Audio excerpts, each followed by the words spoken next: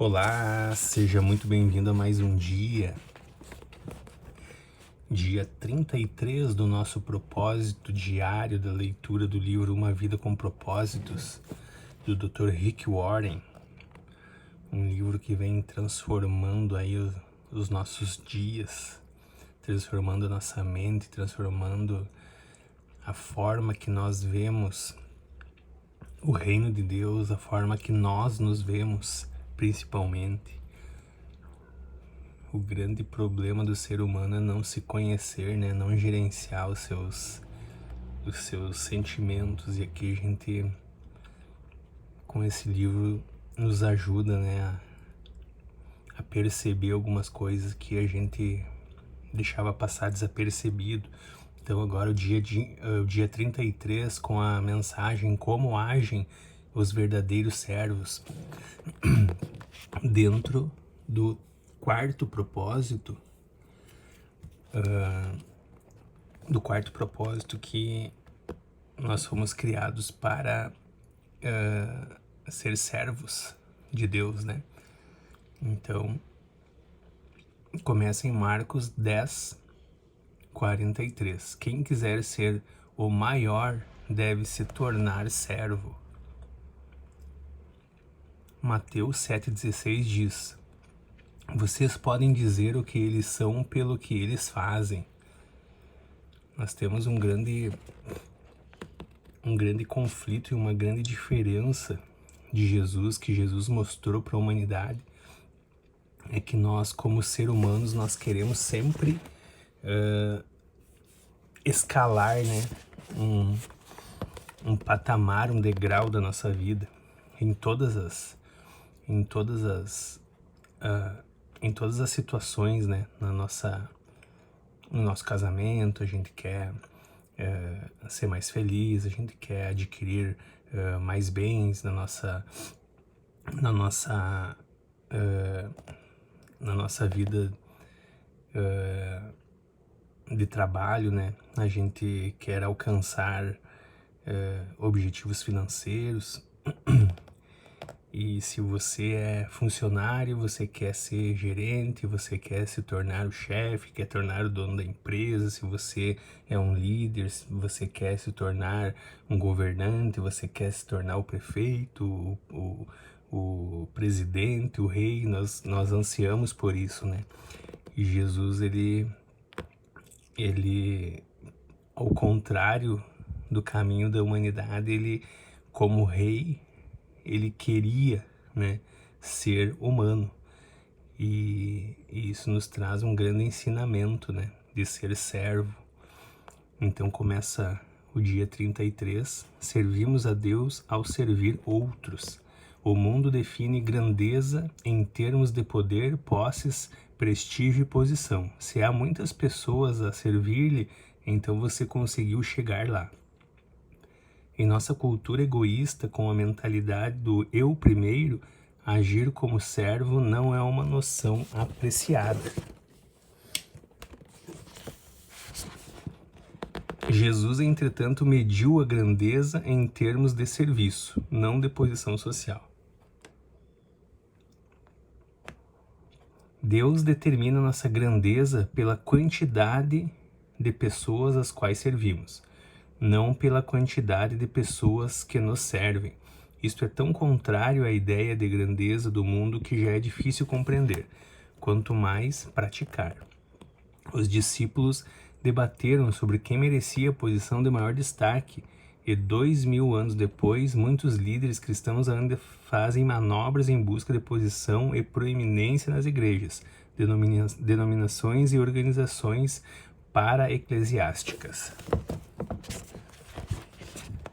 Milhares de livros foram escritos sobre liderança, mas poucos sobre serviço. Todos querem liderar, mas ninguém quer servir. Preferimos ser generais a ser soldados rasos. Até mesmo os cristãos querem ser líderes servos, não apenas simples servos. Ser como Jesus é ser servo. Foi assim que ele chamou a si mesmo. Embora conhecer sua forma seja importante para servir a Deus, ter o coração de servo é ainda mais importante. Lembre-se, Deus o formou para servir, não para ser egoísta. Sem coração de servo, você será tentado a empregar mal sua forma, usando-a para vantagens pessoais. Você também será tentado a usá-la como desculpa para se eximir de satisfazer algumas necessidades. Deus costuma testar nosso coração pedindo-nos que sirvamos em modalidades para as quais não fomos formados. Se você vir um homem caindo numa vala, Deus espera que você o ajude. Não que diga, não tenho o dom da misericórdia nem o da assistência. Embora não seja dotado para uma tarefa em particular, você pode ser chamado a realizá-la, se ninguém mais com talento em questão estiver por perto. Seu ministério principal deve ser exercido na esfera de sua forma, mas esse ministério secundário lhe será cobrado na hora e no lugar que se fizer necessário. Sua forma revela seu ministério, mas seu coração de servo revelará sua maturidade. Não é necessário talento especial para depois de uma reunião coletar o lixo ou empilhar cadeiras. Qualquer um pode ser servo. Caráter é a única coisa necessária. É possível servir na igreja a vida inteira sem jamais ter sido servo. Você deve ter coração de servo. E como saber que temos coração de servo? Jesus disse: vocês podem dizer o que eles são pelo que eles fazem. Os verdadeiros servos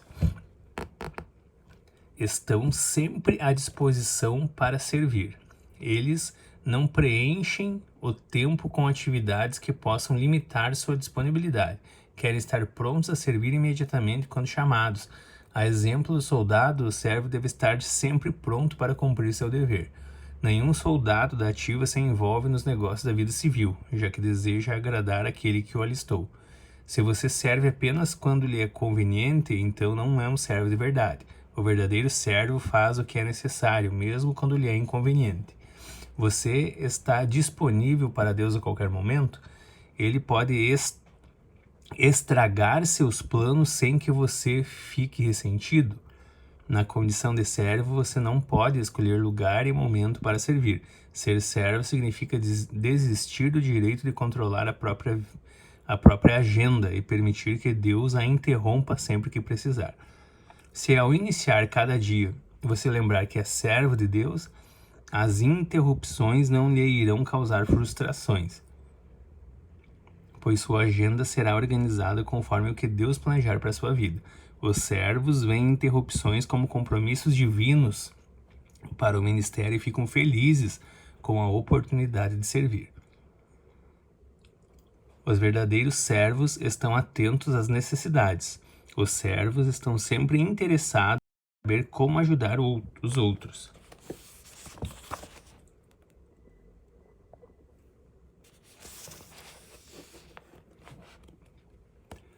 Quando vem uma necessidade, agarram a oportunidade de auxiliar exatamente como a Bíblia nos ordena. Sempre que tivermos oportunidade, façamos o bem a todos, especialmente aos da família da fé. Quando Deus põe alguém em situação de necessidade bem à sua frente, Ele está lhe dando a oportunidade de crescer como servo. Repare que Deus diz que as necessidades de sua família na igreja devem ter preferência, ou seja, não devem ser colocados no fim da lista de tarefas. Deixamos escapar muitas oportunidades para servir porque nos falta sensibilidade e espontaneidade. Grandes oportunidades para servir nunca duram muito. Elas passam rapidamente e às vezes uma única vez. Você provavelmente terá apenas uma chance de auxiliar aquela pessoa, então aproveite a oportunidade. Não diga ao seu vizinho que espere até amanhã, se você pode ajudá-lo hoje. John Wesley foi um extraordinário servo de Deus. Seu lema era: faça todo o bem que puder, por todos os meios que puder, de todas as maneiras que puder, em todos os lugares que puder, a toda hora que puder, a todas as pessoas que puder, enquanto você puder. Isso é grandeza. Você pode começar procurando pequenas tarefas que ninguém mais queria fazer. Faça-as como se fossem grandes trabalhos, pois Deus está observando. Os verdadeiros servos fazem o melhor que podem com o que têm à mão. O servo não dá desculpas, não deixa para a última hora nem espera circunstâncias melhores. Nunca diz um dia desses ou quando for a hora certa, simplesmente faz o que precisa ser feito. A Bíblia diz: se você ficar esperando por condições perfeitas, nunca realizará nada. Deus espera que você faça o que puder com o que tem, onde quer que esteja. Um serviço imperfeito é melhor que a melhor das intenções. Um dos motivos que impede muitos cristãos de servir é que eles temem não ser bons o suficiente para servir. Acreditam na mentira de que servir a Deus é somente para as celebridades. Algumas igrejas fomentaram esse mito ao tornar a excelência um ídolo, e isso afastou muita gente talentosa. Você já deve ter ouvido alguém dizer: se isso não pode ser feito com excelência, não faça. Bem, Jesus nunca disse isso. A verdade é que quase tudo que fazemos é feito de modo deficiente no início. É assim que aprendemos. Na igreja Saddleback praticamos o princípio de suficientemente bom. Para usar e abençoar, Deus não precisa de nada perfeito.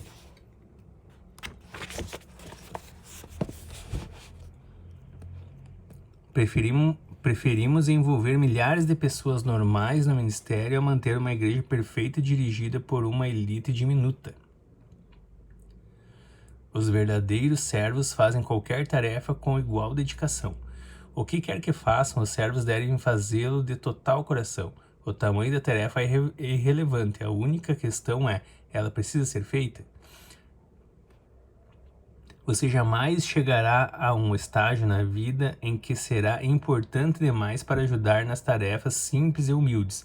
Deus jamais irá eximi-lo do trivial. É parte vital no currículo do seu caráter. A Bíblia diz: se você pensa ser muito importante para ajudar alguém necessitado, está, na verdade, enganando a você mesmo. Você é, na verdade, insignificante.